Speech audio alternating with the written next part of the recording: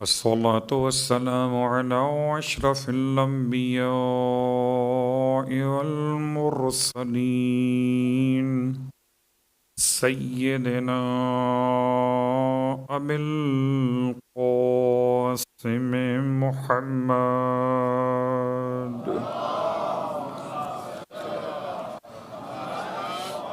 وقال أهل بيته الطيبين الطاهرين واللعنة الدائمة على أعدائهم أجمعين أما بعد وقد قال الله تبارك وتعالى في كتابه المجيد وفرقانه المجيد قوله الحق وهو أصدق القائلين بسم الله الرحمن الرحيم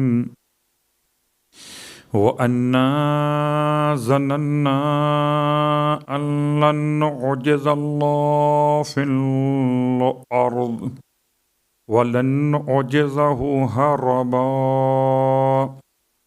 وأن لما سمعنا الهدى آمنا به ومن يؤمن بربه فلا يخاف بخسا ولا رهقا وأنا منا المسلمون ومنا القاسطون فمن أسلم فأولئك تحروا رشدا وأما القاسطون فكانوا لجهنم حطبا۔ تمام تعریفیں اس خدائے بزرگ و برتر کے لیے جس کے قبضہ قدرت میں ہماری جان ہے، اور تمام ہدیہ درود و سلام و نزوات مقدسات کے لیے کہ جن کے وجود کی برکتوں سے جان میں جان ہے۔ الحمدللہ الذی جعلنا من المتمسکین بالقرآن العظیم وجعلنا من المتمسکین بولایت علی بن ابی طالب علیہ السلام۔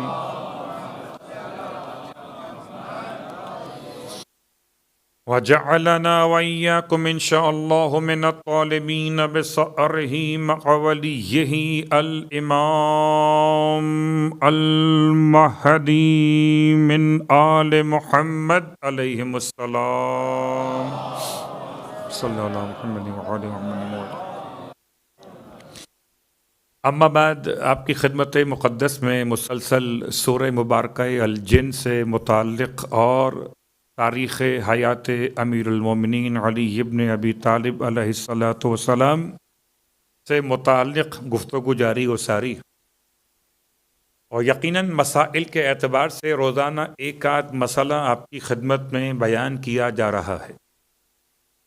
ماہ مبارک رمضان اور محبت کرنے والوں کا عبادت کے اعتبار سے ایک عمدہ ارادہ کہ خدا ہم سب کو اپنے گھر کی زیارت بھی نصیب کرے، کہ ماہ خدا ہو، شہر خدا ہو،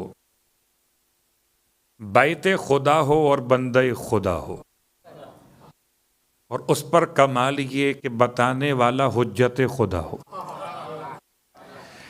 رجب کا مبارک مہینہ ملے عمرے کے لیے، اور اگر ماہ رمضان میں جا رہے ہیں تو خداوند عالم اس عمرے کو بھی مبارک ترین قرار دے، لیکن اپنی ذمہ داریوں کو پہچانتے ہوئے۔ محرمات احرام کی بات تقریباً ایک اشارے میں آ چکی، اور کل یہ بات آ چکی کہ انسان اگر عمرے کا طواف واجب کرنا چاہے، طواف واجب کا مطلب دو طواف عمرے کے، ایک وہ جسے خود عمرہ مفردہ کا طواف کہتے ہیں، اور دوسرا وہ طواف جس کو طواف النساء کہتے ہیں۔ یہ دو طواف واجب ہیں عمرے میں، چاہے عمرہ انسان کسی زندہ کی طرف سے کرے یا کسی مرحوم کی طرف سے یا کسی مرحومہ کی طرف سے کرے. جب بھی کبھی اہل ایمان اہل بیت کے ماننے والے اس عمل کو انجام دیں گے تو 7 کاموں میں سے 2 کام طواف ہیں. پورے عمرے کے واجبات 7 ہیں، ان میں سے 2 عمل طواف کہلاتے ہیں، اور طواف کا مطلب ہے 7، اور یہ 7 کا سلسلہ. شاید لوگ تلاش کرتے ہیں کہ 7 کیوں ہیں، تو آسمان 7 کیوں ہیں، زمینیں 7 کیوں ہیں، یا یوں سمجھیے کہ ہفتے کے دن 7 کیوں ہیں. کچھ تو خدا نے زمین کو زمان کے ساتھ ملا کر سمجھایا ہے کہ زمین بھی 7 ہیں اور زمانے کو پہچاننے کے لیے ایام بھی 7 ہیں ہفتے کے اندر. تو ہر ایک دن کی ایک مناسبت بھی ہو سکتی ہے. تو خانہ کعبہ کے 7 چکر کیوں ہیں؟ گرچہ یہ مسئلہ فقہی نہیں ہے، یہ مسئلہ عرفانیات سے متعلق. تو 7 چکر اس لیے کہ حجابات 7 ہیں، اور ہر ایک شوط ایک حجاب کو ہٹانے کا باعث بنتا ہے. انسان طواف نہیں کر رہا ہوتا، انسان بلند کر رہا ہوتا ہے اپنے آپ کو. پہلا شوط مکمل ہوا، پہلا حجاب ہٹا، انسان پہلے آسمان تک پہنچا. دوسرا شوط مکمل ہوا، دوسرا حجاب ہٹا، دوسرے آسمان تک پہنچا. یہاں تک کہ 7 اشواط مکمل ہوئے ایک طواف کے نام سے. انسان 7 آسمان کو بلند کرتا ہوا اس جگہ پہنچا جسے عرش خدا کہتے. تب کہا گیا کہ 2 رکعت نماز. صلوات پڑھے محمد والے.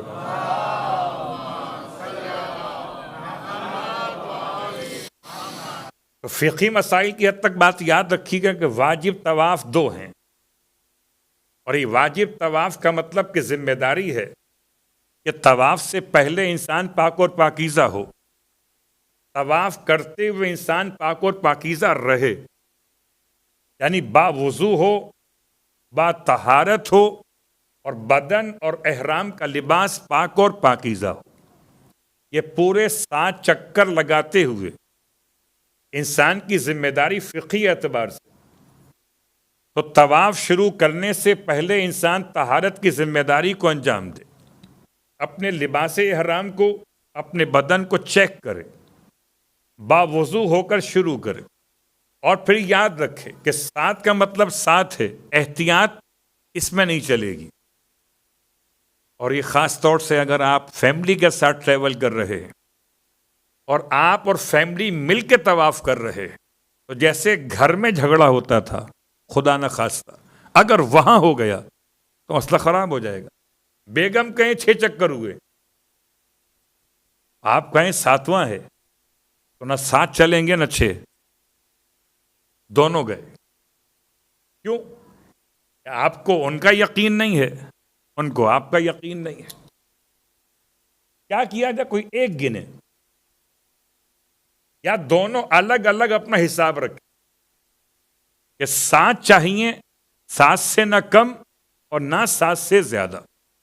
اگر کوئی انسان طواف شروع کرے اور طواف شروع کرتے ہوئے گنتی کا خیال نہ کرے، اس کا یہ طواف باطل ہے.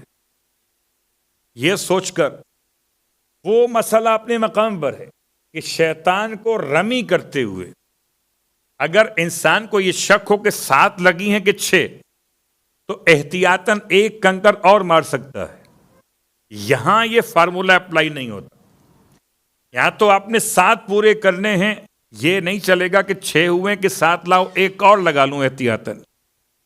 یہ ذمہ داری ہے کہ جو عمرے پہ جانے والے ہیں، رش بہت زیادہ ہے، ماہ رمضان ہے، اور ماہ رمضان ہو کہ ماہ ذی الحجۃ الحرام ہو، جو خدا کا مہمان بنتا ہے خدا اس کے لیے تو جگہ بنا ہی دیتا ہے. ورنہ آیت اللہ عراقی اپنی بیٹی سے فرما رہے تھے جب ان کی بیٹی پہلی مرتبہ حج کرنے جا رہی تھی اور بغیر کسی محرم کے جا رہی تھی، تو آپ کا ہمارا مسئلہ اتنا مشکل نہیں جتنا مسئلہ خواتین کے لیے، کہ خواتین کے لیے اپنے آپ کو مردوں کے مجمع میں اس طرح چلانا کہ مردوں سے ان کا جسم مس نہ ہو، یہ بڑا مشکل کام ہوتا ہے۔ تو ایسے میں اگر محرم ساتھ میں ہو تو کم از کم وہ کور کرتا ہے خاتون کے جسم کو، اور اگر محرم ساتھ میں نہ ہو تو مشکل ہوتی۔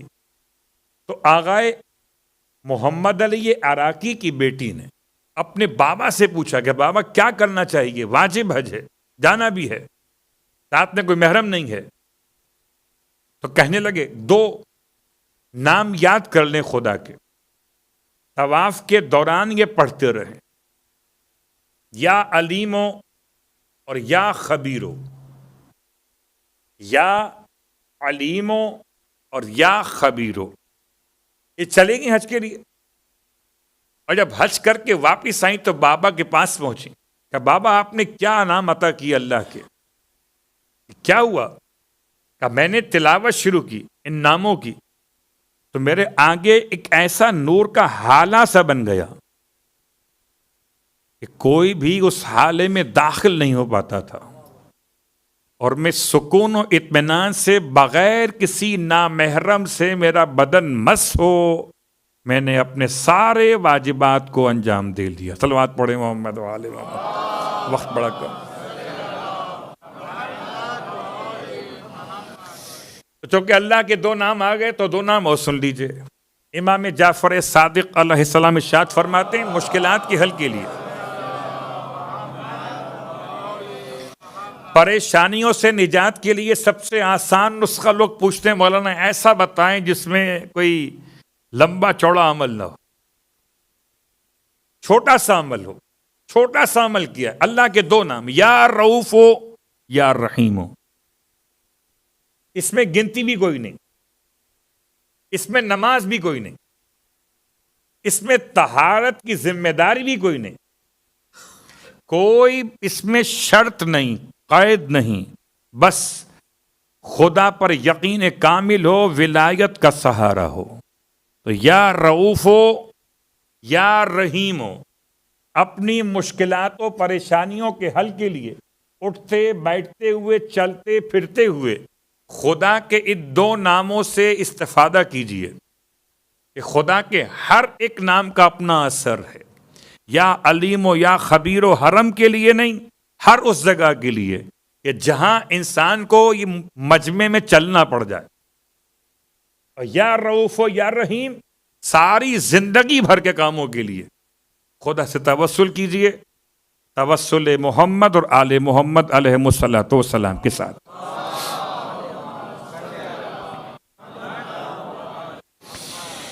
سورہ جن میں بات وہاں تک پہنچی تھی کہ جہاں مومن جن اپنے ایمان لانے کے بعد کے مسائل بیان کر رہے تھے، وہ کہتے ہیں کہ ہم تو یہ گمان کرتے تھے کہ اللہ پر تو کوئی جن یا انسان جھوٹ نہیں باندھے گا، اور اس طرح سے ہوا ہمارے جنوں کے ساتھ۔ وہ کہتے ہیں ایسا ہوا کہ کچھ انسانوں کے لوگوں نے ہمارے جنوں کی پناہ لینا شروع کر دی۔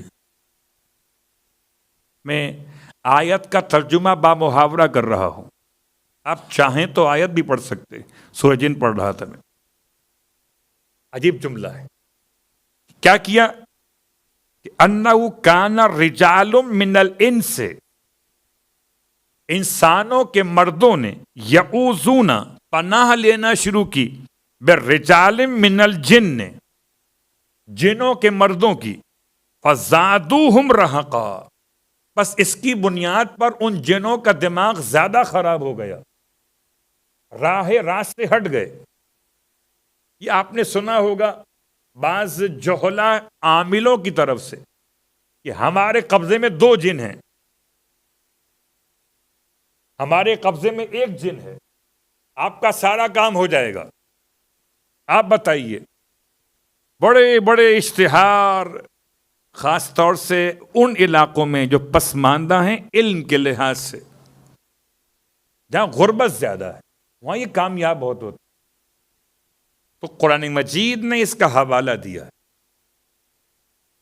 زمانہ جاہلیت میں جب کفار مکہ نکلتے تھے کاروبار کے لیے قافلے لے کر، اور جہاں کہیں رات گزارنی پڑتی تھی کسی ایسے درے میں جو غیر آباد علاقے میں ہو، تو وہاں اندر پہنچ کے یہ اپنا اندر کا خوف دور کرتے تھے. اعوذ بعزیز القوم، یہ چلاتے تھے کفار مکہ اس درے کے اندر رات کے اندھیرے میں کہ اے قوم جن کے عزیز، اے قوم جن کے سربراہ، اپنی قوم کے بے وقوفوں سے ہمیں بچا کے رکھنا، ہم تمہاری پناہ لیتے. یہ ان کا ایک مزاج تھا. جب کبھی رات میں کہیں رکتے تھے تو اس طریقے سے قوم جن کے افراد شرارتی سے پناہ طلب کرتے تھے. مگر کس کی پناہ؟ قوم جن کے ہی افراد کی پناہ. اب آیا یہ بات اپنے مقام پر کہ کیا کوئی جن کسی انسان کو پناہ دے سکتا ہے؟ اور کیا واقعاً جن انسان سے زیادہ طاقتور ہے؟ تو آئیے اس سوال کا جواب آپ کی خدمت میں سورہ مبارکہ نمل سے. سورہ مبارکہ نمل میں پروردگار نے آیت نمبر 39 میں جناب سلیمان کا دربار ہے، اور جناب سلیمان کے دربار میں آپ نے ملکہ سبا بلقیس کے تخت کے منگانے کا فیصلہ کیا ہے. اور آپ کے اس فیصلے پر آپ نے اپنے پورے دربار میں اناؤنس کیا ہے کہ کوئی ہے جو تخت لے کر آئے. تو میں نے یہ پورا جملہ استعمال کیا تھا کہ اس آیت کا ترجمہ آپ کی خدمت میں پیش کر سکوں. تو قال افریت من الجن، تو کہا ایک بڑے جن نے، افریت کہتے ہیں کوئی بہت بڑا جن. ہو سکتا ہے بعض اردو داستانوں میں آپ کو ملے دیو اور بھوت کے نام، یہ سب داستانیں ہیں، اس کا حقیقت سے کوئی تعلق نہیں ہے. حالانکہ بہت سے لوگ آج بھی میری بات قبول نہیں کرتے. نہیں ہوتے مولوی صاحب. میں کہتا ہوں جنوں کی قسمیں ہی ہوتی ہیں، چھوٹا انسان، درمیانہ انسان، بڑا انسان، پتلا دبلا انسان، لمبا چوڑا انسان، ایسے جن بھی ہوتے ہیں. کمزور جن، موٹا جن، اونچا جن، چھوٹا جن، اس کو آپ جو نام چاہے دے لیں، ہیں سب جن. وما خلقت الجن والانس الا لیعبدون. تو قال افریت من الجن، سورہ نمل. کہاں بڑے جن نے، افریت جو بہت بڑا جن تھا جنوں میں سے، کیا کہا؟ یہ نبی کے دربار میں بیٹھنے والوں میں شامل تھا. کیا کہا؟ کہتا ہے کہ انا آتی کبھی، میں یہ تخت بلقیس لے آتا ہوں، قبل ان تقوم من مقامک، اس سے پہلے کہ آپ اپنی جگہ سے کھڑے ہو جائیں. عباس نے ترجمہ کیا اس سے پہلے کہ آپ اپنا دربار برخاست کریں، اس سے پہلے میں ملکہ سبا کا تخت لے آتا ہوں. جناب سلیمان ابن داؤد نے اس کی بات سنی، اور یہ کیا کہہ رہا تھا، جملہ سنیے. وَإِنِّي عَلَيْهِ لَقَوِيٌّ أَمِينٌ، یہ جن کے الفاظ. کہتا ہے میں اس تخت کے لانے کے لیے بہت طاقت بھی رکھتا ہوں اور میں خائن بھی نہیں ہوں. جیسا اٹھاؤں گا ویسا پہنچاؤں گا. بیچ میں اس میں سے کچھ خیانت نہیں کروں گا. بہت غور کیجیے گا، خیانت کے مسائل بھی جنوں سے متعلق ہیں. جب بات آئے گی اور شاید آپ کے اذہان میں محفوظ ہو، خاک کربلا کو محفوظ کرنے کے حوالے سے، کہ میں اس تخت کو لے کر آ جاتا ہوں، میں اس بات پر توانائی رکھتا ہوں اور میں امانت دار بھی ہوں. قال الذی عنده علم من الکتاب، تو جن بڑا طاقتور تھا، مگر اس جن کے مقابلے پر جناب سلیمان کے دربار سے ایک انسان کھڑا ہوا، جن اور انسان۔ یہ انسان کون ہے؟ قال الذی، اس انسان کی پہچان کیا ہے؟ عندہ علم من الکتاب، اس کے پاس کتاب کا تھوڑا سا علم تھا، من الکتاب، کتاب میں سے کچھ جانتا تھا، پوری کتاب نہیں۔ انا آتی کبھی قبل ان یرتد الیک طرفک، میں آپ کی خدمت میں لے آتا ہوں اس سے پہلے کہ آپ اپنی پلک جھپکیں۔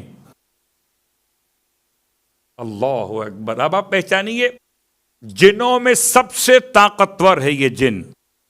جناب سلیمان کے دربار میں بیٹھ کر آپ کو پیشکش کر رہا، آفر دے رہا ہے کہ اس سے پہلے کہ آپ کھڑے ہوں میں لے کر آتا ہوں۔ اور اسی دربار میں انسان نے پیشکش کی کہ اس سے پہلے کہ آپ پلک جھپکیں میں لے آتا ہوں۔ اب آپ اور ہم یہ بات کہہ سکتے ہیں کہ اصل مقابلہ جن اور انسان کی طاقت کا نہیں ہے، اصل مقابلہ یہ ہے کہ نبی کا وصی کون ہے، نبی کا صحابی کون ہے۔ نبی کا صحابی اگر جن بھی ہو تو تخت لائے گا نبی کے اٹھنے سے پہلے، اور جو نبی کا وصی ہوگا وہ پلک جھپکنے سے پہلے لے آئے گا۔ تو مزاج تو چلا موسیٰ کے دور سے ہے محمد کے دور تک۔ صلوات پڑھے محمد والے۔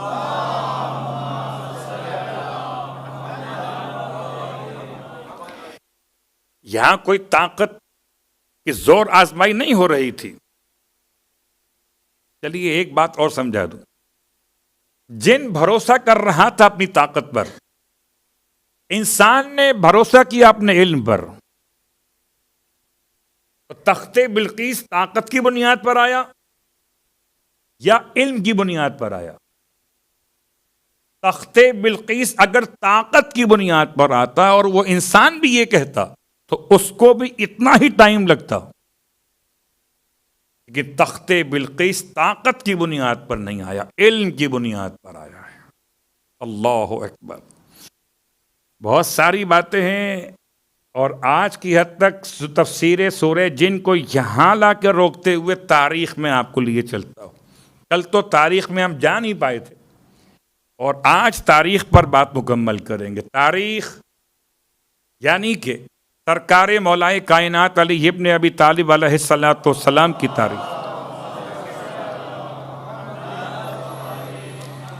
حضرت ابو طالب علیہ السلام صاحب علم غیب تھے،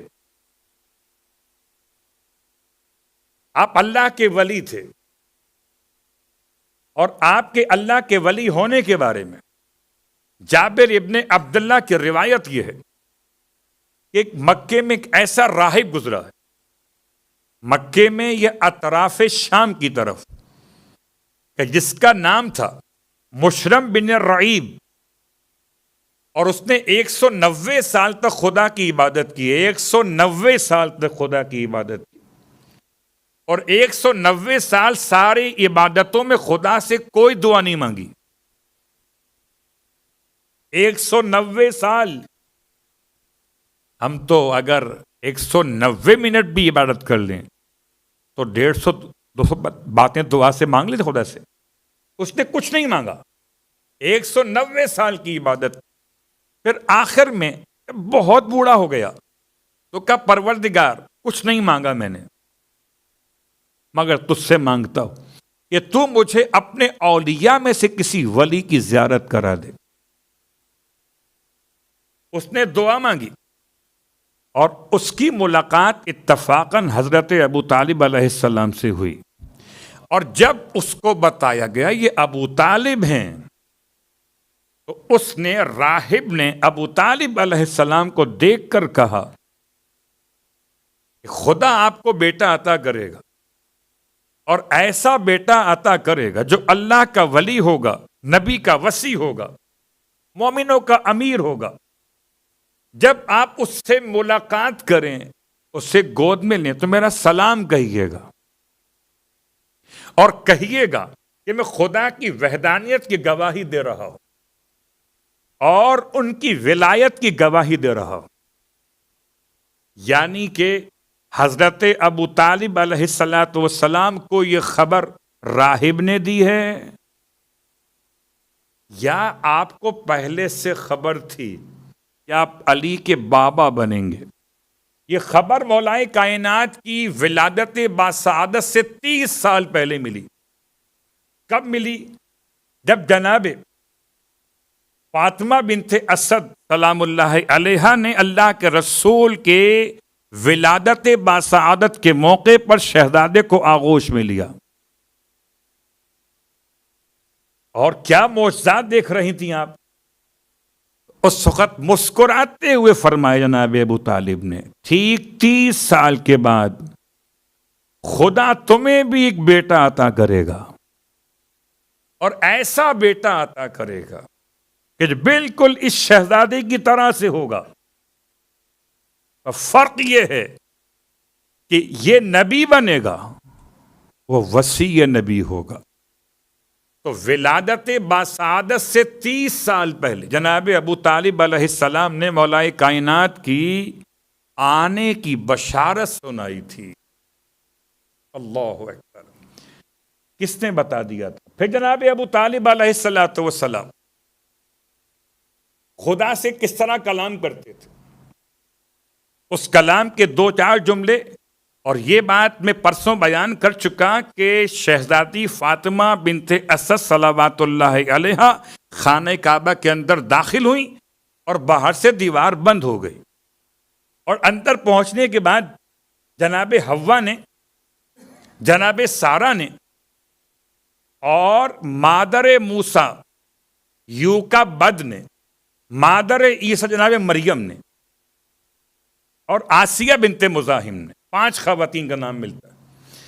جناب فاطمہ بنت اسد کو یہ کہہ کر ویلکم کیا، السلام علیکی یا ولیۃ اللہ، اے اللہ کی ولیہ آپ پر ہمارا سلام ہو. تو مولائے کائنات کے والد بھی ولی، مولائے کائنات کی والدہ بھی ولیہ پروردگار ہیں. آپ کے آنے سے پہلے اللہم صلی علی محمد. اور اب یہ تو یہاں گھر کی بات تھی. ابو طالب علیہ السلام کو پہلے ہی علم تھا، 30 سال پہلے. راہب کا بیان الگ، آپ کا اعلان الگ. اور جس رات میں وجود مقدس امیر المومنین صلب پدر سے رحم مادر کی طرف منتقل ہوا، وہ انتقال کی رات اتنی حسین تھی اہل ایمان کے لیے، اور اتنی خوف زدہ کرنے والی تھی کفار مکہ کے لیے.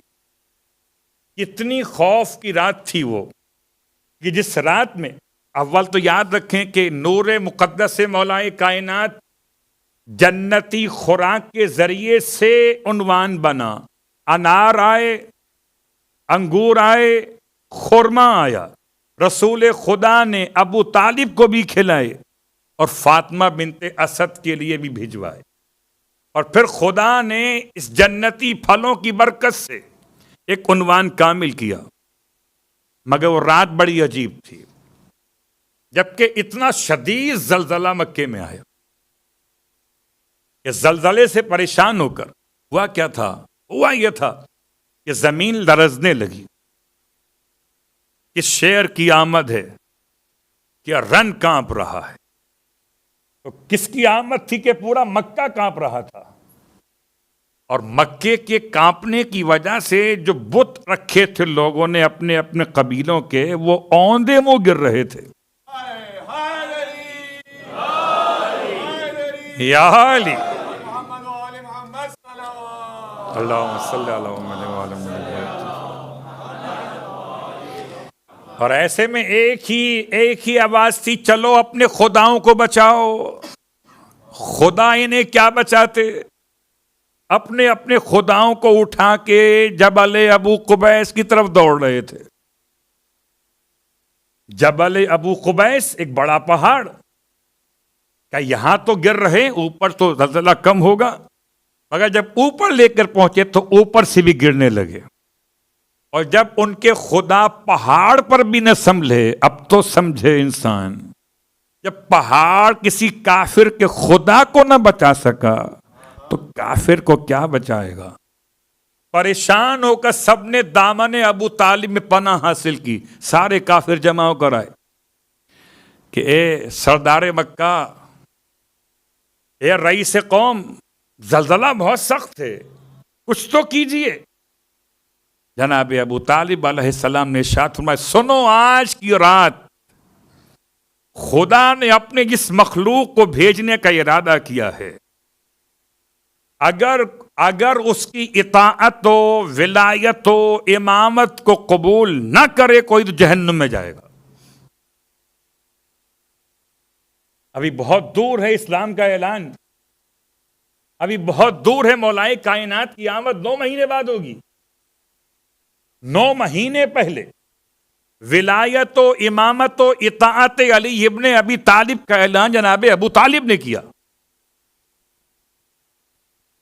اس کے بعد آپ کو تو پتا ہے کافر کا مزاج، ڈر کے تو کلمہ پڑھنا سب کو آتا ہے، کہ ٹھیک ہے کہ جو کہتے ہو سب کر لیں گے، ابھی تو بچاؤ، صلوات پڑھیں محمد و آل محمد، ابھی تو بچاؤ۔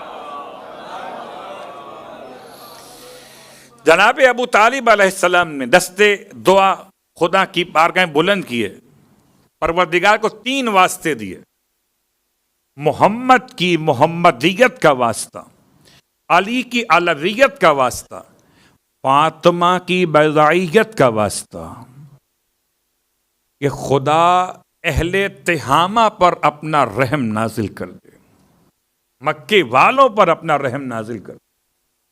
یہ 3 جملے، ایک محمد کی محمدیت، ایک علی کی علویت، ایک فاطمہ کی روشنی اور نور، فاطمیت البیضاء، علویت العلیاء، محمدیت المحمودیہ۔ اور یہ 3 جملے کہتے ہیں اہل مکہ، جس نے یاد کر دیے جب کبھی مشکل آتی تھی، یہ 3 جملے پڑھتا تھا، مشکل حل ہو جاتی تھی۔ یہ 3 نام جناب ابو طالب نے لیے اور مکے کی زمین کو قرار آ گیا۔ وہ رات، جس رات میں نور مقدس سے مولائے متقیان انتقال کر رہا تھا صلب پدر سے رحم مادر کی طرف، یہ اشارہ تھا جناب ابو طالب کی عظمت کے حوالے سے۔ اور اب آئی بات سنیے کہ جناب ابو طالب علیہ السلام نے جب آپ کی شریک حیات حرم میں چلی گئیں، اور حرم میں جانے کے بعد بہت سے لوگ آئے دیوار کو ڈھونڈتے ہوئے، عورتیں آئیں تلاش کرنے کے لیے۔ بعض نے لکھا کہ ابو طالب علیہ السلام نے بھی اپنی گھر کی عورتوں کو بھیجا، ایسا نہیں ہے، اس لیے کہ جس سے پتا تھا کہ ایسا ہوگا وہ کیوں بھیجے گا؟ پریشان سب تھے مکے والے۔ اس سے پہلے روایت کا جملہ ہے کہ جناب ابو طالب علیہ السلام نے مکے کی خواتین کو پیغام بھجوایا تھا کہ آئیے فاطمہ بنت اسد کے پاس آئیے۔ اگر کوئی خاتون آنے کو تیار نہ ہوئی، کہتے ہیں ایک غیبی خبر ندا نے ابو طالب علیہ السلام سے کلام کیا کہ آپ کس سے بلاتے ہیں؟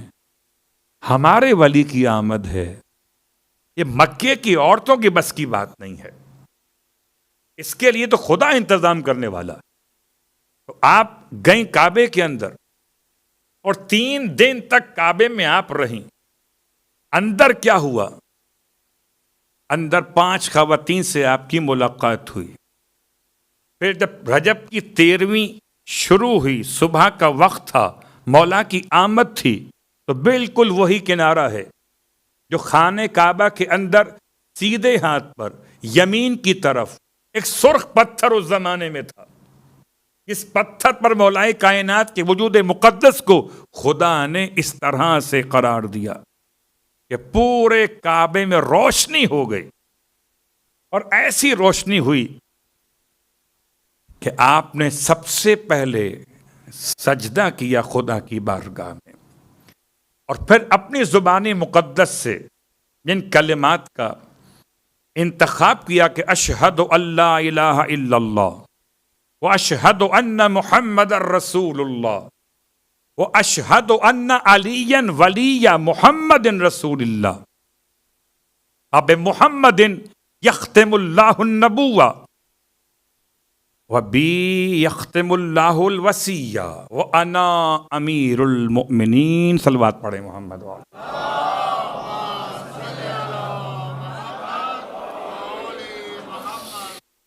آپ فرماتے ہیں کہ میں گواہی دیتا ہوں کہ خدا وحدہ لا شریک ہے. آپ فرماتے ہیں میں گواہی دیتا ہوں کہ محمد اللہ کے رسول ہیں. آپ فرماتے ہیں میں گواہی دیتا ہوں کہ علی محمد کے ولی ہیں. اللہ نے محمد پہ نبوت کو مکمل کیا اور مجھ پر وصیت کو مکمل کیا. میں اوصیاء میں خاتم الاوصیاء ہوں. وَأَنَا امیر المومنین اور میں مومنوں کا امیر ہوں. پھر آپ نے فرمایا جاء الحق وزہق الباطل ان الباطل کان زہوقا. یہ سب باتیں خانہ کعبہ کے اندر ہو رہی اور 3 دن تک اندر کا ماحول اور ہے باہر کا ماحول اور ہے. خدا نے خوب چرچا کروایا. قسم بخدا اگر اپنے گھر میں ہوتے تو کون اتنی باتیں کرتا. یہ خدا کے گھر میں ہوئے تھے. سب کی زبان پر ایک ہی بات تھی فاطمہ کعبے کے اندر نہ دروازہ کھلتا ہے نہ تالا کھلتا ہے تو راستہ نہیں ملتا. کیا خبر کیا ہونے والا ہے. سارے مکے میں ایک ہی خبر تھی علی علی اور علی. مگر علی کب آئے یہ کس کو خبر تھی. اس کے بعد 5 انبیاء کعبے میں داخل ہوئے. حضرت آدم علیہ السلام، حضرت ابراہیم علیہ السلام، حضرت عیسیٰ علیہ السلام، حضرت موسیٰ علیہ السلام. یہ سارے انبیاء کعبے میں داخل ہوئے. وہ 5 خواتین ہیں. ہر ایک نے اپنی گود میں لیا. جب جناب حوا کی گود میں آپ گئے تو سلام کر کے پوچھا اماں سے اماں بابا کا حال کیا ہے، آدم کے حال کیا ہے. مسکرا کے فرمایا کہ آپ کے بابا جنت کی نعمتوں میں ہیں. چونکہ یاد کیا تھا تو آدم بھی چلے آئے، ابراہیم بھی چلے آئے، عیسیٰ بھی چلے آئے، موسیٰ بھی چلے آئے کعبے کے اندر. اور سارے انبیاء سے آپ کی ملاقات ہو رہی. یہ 3 دن مبارک باد کا ایک سلسلہ تھا. یہاں سے پھر فرشتے لے گئے جانب عرش فرشتوں کی زیارت کے لیے. باہر والوں کو خبر ہی نہیں ہو کیا رہا ہے. اب رہا مسئلہ. میں جو یہاں کہاں کرتا ہوں ایک بات کہ رجب کی 13 کی شب میں بی بی اندر گئیں، رجب کی 16 کو باہر آئیں. جب 16 کو باہر آئیں تو آپ نے باہر آ کے پھر خطبہ دیا. مگر جب گئی تھی تو دعا مانگی تھی اور باہر آئیں تو خطبہ دیا. جہاں سے گئی تھیں وہیں سے باہر آئیں. نہ دروازہ استعمال کیا وہ والا جانے کے لیے اور نہ استعمال کیا آنے کے لیے. چابیاں رکھی رہ گئیں، تالے لگے رہ گئے، لوگ پریشان رہ گئے. یہ ماورائیات میٹا فزکس کی بات ہو رہی کہ خدا اپنی کتاب مجید میں ایسی مثالیں بیان کرتا ہے. سمجھ میں نہ آئے تو اور بات ہے، ورنہ آگ کہاں ابراہیم کے لیے گلزار بنے گی. کیسے ہو سکتا ہے کہ جناب فاطمہ بنت اسد گئی ہوں دیوار پھٹی ہو. لوگ کہتے ہیں وہ دیوار ایسے کھلی جیسے لفٹ کے دروازے کھلتے. ہو سکتا ہے آپ متفق ہوں مگر میں متفق نہیں ہوں. لفٹ کے دروازے کھلیں اگر تو آپ ڈرتے نہیں ہیں، آگے بڑھتے ہیں. یہ دیوار پھٹی ہے، کھلی نہیں ہے. پھٹنا اور ہے، کھلنا اور ہے. کھلنے میں بند ہونا آسان ہے، پھٹنے میں بند ہونا آسان نہیں ہے. یاد رکھیے انفجار ایک دھماکہ سا ہوا، پتھر اڑے اور قد آدم اتنا بڑا دیوار میں سوراخ ہوا. اگر پتھر اڑیں گے، مٹی گرے گی تو فطرت انسانی کے پیچھے ہٹے گا ڈسٹ کو دیکھ کر کہ پتھر اس کو نہ لگ جائے. کیا علی کی ماں ہیں، آگے بڑھی اور آگے بڑھی. اسے پتا تھا اس کا ہی استقبال ہو رہا ہے. اللہ اکبر. تو شہزادی فاطمہ بنت اسد کا کعبے کے اندر داخل ہونا، یہ کعبے کا کون سا کارنر ہے؟ وہی والا ہے جس پر اس کے بعد جتنی دیواریں بدلتی رہیں، مگر ہر دیوار میں وہ شق موجود رہا، آج بھی موجود ہے. اس کو بھرا جاتا ہے مگر پھر کھل جاتا ہے رجب کی 13 کو. خدا بتانا چاہتا ہے جب پہلے امام کا نشان نہ مٹا سکے تو 12ویں کی آمد کو کیسے روک پاؤ گے؟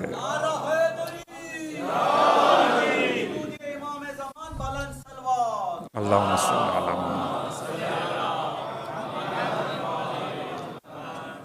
تو 3 دن تک یہ کعبے کے اندر رہیں.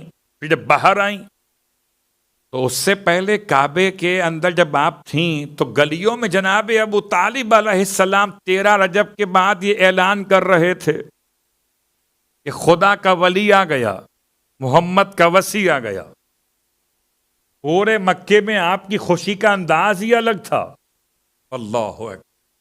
حالانکہ 3 بیٹے اس سے پہلے موجود تھے آپ کے یہاں، یہ 4تھا بیٹا ہے. اور اس کے بعد پھر آپ نے خدا سے گفتگو کی جناب ابو طالب، اور خدا سے گفتگو کی بشکل اشعار میں.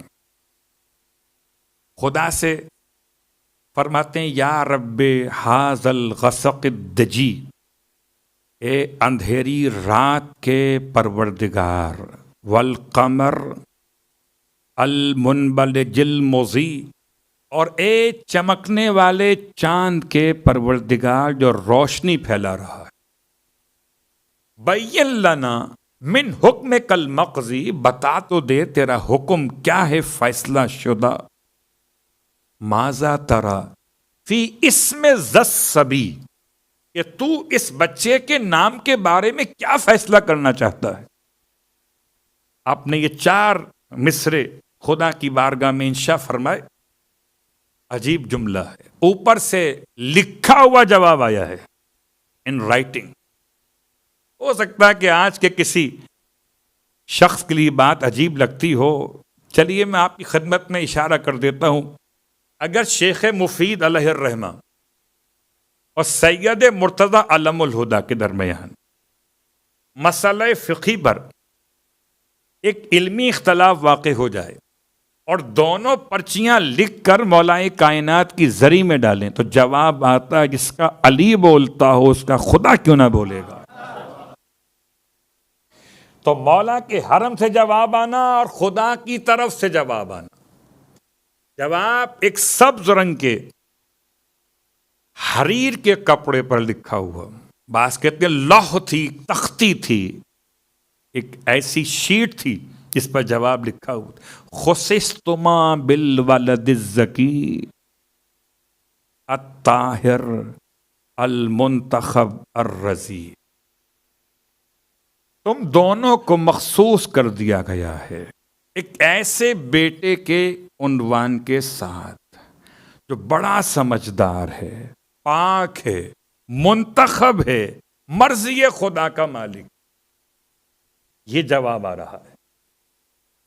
اور پھر اسمہ من شامخ علی، اس کا نام شامخ علی سے علی اشتق من العلی، اس کا نام خدا نے اپنے نام علی سے مشتق کر کے علی رکھ دیا ہے. اب یہ نام علی رکھا کس نے؟ یا تو ابو طالب علیہ السلام کے پاس ایک رائٹنگ آ گئی، تحریر آئی ہے، اور اس تحریر کو جناب ابو طالب علیہ السلام نے کعبے کی دائیں طرف والی دیوار پر لٹکایا بھی تھا. آج آپ کو نہیں ملے گی، اور انشاءاللہ جب آئے گا علی کا بیٹا علی بن کر تو تحریر بھی ساتھ میں آئے گی جلی بن کر. پھر کیا حشر ہوگا منافقین کا کہ جن کے دل ہو جائیں گے جل بھن کر کباب. البات پڑھیں محمد و آل محمد. تو یہ نام جو رکھا علی کس نے رکھا؟ یا تو اوپر سے خبر آئی ابو طالب کے پاس، یا اندر خبر آئی فاطمہ بنت اسد کے پاس کہ دیکھو اس بچے کا نام علی رکھنا، کہ یہ خدا نے اس کا نام علی رکھا ہے۔ تو دونوں حوالے موجود ہیں کہ باپ کا رکھا ہوا نام علی ہے یا ماں کا رکھا ہوا نام علی؟ نہیں، نہ باپ کا رکھا ہوا ہے نہ ماں کا رکھا ہوا ہے۔ میں سوچتا ہوں جب مولا کا برتھ سرٹیفکیٹ بنے گا تو کیا نام رکھا جائے گا؟ یہ نام کس نے رکھا ہے؟ جس کے گھر میں ہوا تھا، جس کے گھر میں ہوا تھا اس نے نام رکھا ہے۔ ارے اس کی تو شان یہ ہے کہ اس کے بچوں کے نام بھی خدا رکھتا ہے۔ وہ کسی گھر میں ہوں کیونکہ وہ علی کے ہیں تو نام وہی رکھے گا جس کا نام خود خدا نے رکھا تھا۔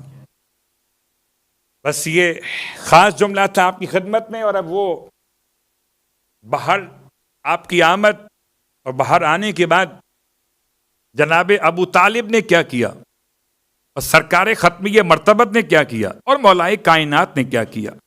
آغوش فاطمہ بنت اسد میں ہیں مولائے کائنات، اور جیسے ہی باہر لے کر آئی ہیں، روایات کہتے ہیں کہ آپ کی آنکھیں بند ہیں، اور جیسے ہی اللہ کے رسول نے اپنی آغوش میں لیا آپ نے آنکھیں کھول دیں اور ایسے کھولیں کہ پیغمبر مسکرائے۔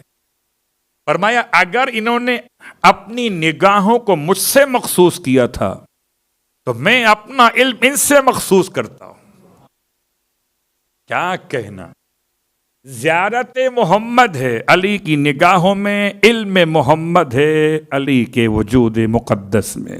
اپنا علم مخصوص کر دیا اللہ کے رسول، اور آغوش میں لے کے ارشاد فرمایا جائیے چچی سے کہا جا کے بتائیے حمزہ کو ان کی خبر دیجئے۔ تو آپ فرماتی ہیں مسکرا کے تو پھر ان کو خوراک کون دے گا اگر آپ مجھے وہاں بھیج رہے ہیں؟ تو فرمایا اس کے خوراک ہم خود دیں گے۔ اپنی زبان مولائے کائنات کے دہن میں دی، اور مولائے کائنات نے پہلی خوراک سرکار ختمیہ مرتبت کے لعاب مقدس کے اس طرح سے عنوان بھی لی۔ اللہ اکبر۔ اور اب وہ آخری جملہ، باقی باتیں انشاءاللہ کل۔ جیسے جیسے لعاب لیتے گئے ویسے ویسے دنیا پہچانتی گئی کہ پہلا ہی دن ہے علی کا، اور محمد نے اپنی زبان علی کی منہ میں دے دی، اور مرد اسے کہتے ہیں جو اپنی زبان دیتے تو واپس نہیں لیتا۔ اب ساری زندگی علی جو بولیں گے وہی ہوگا جو محمد کی زبان کا ہوگا۔ اب علی سے سننے والا جملہ کوئی سن کر علی کی بات مت سمجھنا، اسے محمد کی بات سمجھ لینا کہ اپنی زبان آپ دے چکے۔ اللہ کے رسول نے پھر فرمایا کہ یا علی اقرا، کچھ سنا دیجئے۔ امام ارشاد فرماتے ہیں کیا سناؤں یا رسول اللہ؟ توریت سنا دوں، زبور کے انجیل، کیا قرآن سنا دوں؟ کیا قرآن سنا دیجئے؟ بعض روایات ہیں کہ آپ نے سب سنایا، 114 کتابیں سنائیں، 4 بڑی کتابیں، 110 چھوٹے صحیح ہوئے، سب میں سے ایک ایک پیراگراف سنایا۔ قرآن سے آپ نے 11 آیتیں پڑھی ہیں۔ بس انشاءاللہ ان آیتوں پر بات بعد میں ہوگی، اور مولا کی زندگی مقدس اس کی ابتدا خانہ کعبہ سے آغوش محمد میں آنکھ کھولی ہے، اور محمد نے آغوش علی میں آنکھ بند کی ہے۔ کیا آپس میں ربط و ارتباط! لیکن عزیزو، آج دل چاہتا ہے کہ اس مرحلے پر آپ کی خدمت میں ایسے شہزادوں کا تذکرہ کروں کہ جب ان کی آنکھیں بند ہوئیں تو کوئی سامنے موجود نہ تھا۔ یعنی ایسی غربت تھی یتیموں کی کہ یتیم کہتے تھے حارث سے کہ ہمیں ہمارے ماموں کے پاس لے کے چل، جتنا انعام کہے گا دلوا دیں گے۔ اس نے کہا نہیں، تمہارے ماموں کے پاس لے کے مجھ کو نہیں جانا، کہ اچھا پھر ابن زیاد کے پاس زندہ لے چل، شاید وہ کوئی اور فیصلہ کر دے۔ اس نے کہا نہیں، وہاں بھی تمہیں زندہ لے کر جانے کا رسک نہیں لے سکتا، مجھے خوف ہے کوئی تم دونوں کو مجھ سے چھین نہ لے۔ یہ کون سے بچے تھے؟ ایک 10 سال کا تھا، جس کا نام تھا ابراہیم، ایک 9 سال کا تھا جس کا نام تھا محمد الاصغر۔ یہ واقعہ ذی الحج کی 23 تاریخ کا ہے، کربلا کے واقعے سے کچھ روز پہلے کا واقعہ ہے۔ پھر بچے حارث سے کہنے لگے اچھا نہ تو ابن زیاد کے پاس لے جاتا ہے نہ ہمارے ماموں کے پاس لے جاتا ہے، تو ایک احسان کر دے کہ نماز کی مہلت دے دے۔ حارث کہتے جتنی نماز چاہو پڑھ لو، نماز کی مہلت تمہیں ہے۔ بچوں نے نماز پڑھی کنارے فرات کے، اور پھر خدا کی بارگاہ میں اس طرح سے گویا ہوئے یا احکم الحاکمین، اے فیصلہ کرنے والے، فیصلہ کرنے والوں میں سے تو ہمارے اور ظالم کے درمیان فیصلہ کر۔ یتیموں کی دعا تھی خدا کی بارگاہ میں بلند ہو گئی۔ پھر بچے کہتے ہیں اچھا ایک اور احسان کر دے، ہم دونوں بالکل اکیلے ہیں، نہ ماں سامنے نہ باپ سامنے۔ اللہ اکبر، کچھ پتہ نہیں بھائی کہاں ہوں گے، کس سال میں ہوں گے، نہ بہن سامنے۔ تو بھائی کو بھائی کا ذبح ہونا نہ دکھا، ایسے تلوار چلا دے کہ دونوں کے گلے ایک ساتھ کٹ جائے۔ رونے والوں، شریعت بھی کہتی ہے کہ اگر کسی حیوان کو ذبح کرنا تو اس کے ہم جنس حیوان کے سامنے ذبح مت کرنا، مگر ظالم نے یہ بات قبول نہیں کی، اس طرح سے بچوں کو ذبح کرنا چاہا کہ بھائی بھائی کا ذبح ہوتا ہوا منظر۔ کہتے ہیں لٹایا تھا ابھی بڑے کو کہ گلے پہ تلوار چلائے گا، چھوٹے نے اپنا گلا بھائی کے گلے پہ رکھ دیا، چھوٹے کے گلے پہ پہلے تلوار چلی، بڑا تڑپتا رہا بھائی کے خون میں، ارے لاش کو اٹھا کے نہر میں ڈالا، سر کو اٹھا کے رومال پہ رکھا، جیسے ہی پانی کی سطح پر لاش نے آگے بڑھنا شروع کیا، ارے بھائی چلایا اکیلے نہ جانا، ارے ہم ساتھ آ جائیں تو چلیں گے۔ بڑے کا سر بھی تن سے جدا کیا گیا، لاش کو پانی میں ڈالا، نہ ماں سامنے نہ باپ سامنے۔ اے کربلا کے شہیدوں، جب خیمے سے گئے تو ماں نے رخصت کیا، جب زخمی ہو کر گرے تو مولا نے سینے سے لگایا، ہائے محمد اصغر، ہائے ابراہیم، یتیمان مسلم۔ رونے والوں، دونوں لاشوں نے گلے میں باہیں ڈالنی، پانی کے اندر لاشیں پوشیدہ ہو گئیں۔ بعد میں ایک طویل عرصے کے بعد یہ لاشیں مسیب کے کنارے پر نمودار ہوئیں، پھر ان کے تدفین کا انتظام ہوا، کٹے ہوئے سر دربار تک لائے گئے، رومال میں باندھ کے لایا ہے۔ حارث ملعون ابن زیاد سے کہتا ہے بڑی شے لے کر آیا ہوں، بہت بڑی شے لے کر آیا ہوں، مجھے تو انعام چاہیے۔ پوچھا کیا لے کر آیا ہے؟ اس نے رومال کھولنا شروع کیا، اب جو کھولا 2 کملائے ہوئے شہزادوں کے سر تھے۔ ابن زیاد نے کٹے ہوئے سروں کو دیکھا، ارے 3 مرتبہ کھڑا ہوا اور بیٹھ گیا، کہنے لگا تو زندہ لے کر آ جاتا، یہ بچے تجھے کہاں مل گئے؟ کہ میرے گھر میں آ کے چھپے تھے۔ کہا تو نے خیال نہیں کیا کہ میں انعام کے لیے ان کے سر کاٹ کے لایا ہوں؟ کہنے لگا ابن زیاد اچھا یہ تو بتا، جب ان کو تو ذبح کر رہا تھا اس سے پہلے کچھ یہ کہتے تھے؟ کہا خدا سے دعا کرتے تھے اے فیصلہ کرنے والے، ہمارے اور ظالم کے درمیان فیصلہ کر دے۔ ابن زیاد نے غصے کے عالم میں کہا بس فیصلہ ہو گیا۔ دربار میں کہا ہے کوئی جو حارث کا سر کاٹ کے لے کر آئے؟ جتنا جلدی یتیموں کی دعا قبول ہوئی ارے ابھی قافلہ اسیروں کا کوفے میں نہیں آیا تھا کہ بچوں کے سر کٹ چکے. ہائے ماں، 2 جوان بیٹوں کی لاشیں کربلا میں، 2 بچوں کا زخم کوف.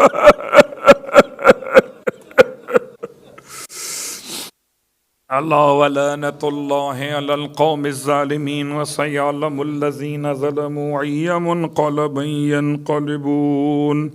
بار اللہ واسطہ محمد و آل محمد کا ہماری اس عبادت کو اپنی بارگاہ میں قبول و مقبول فرما.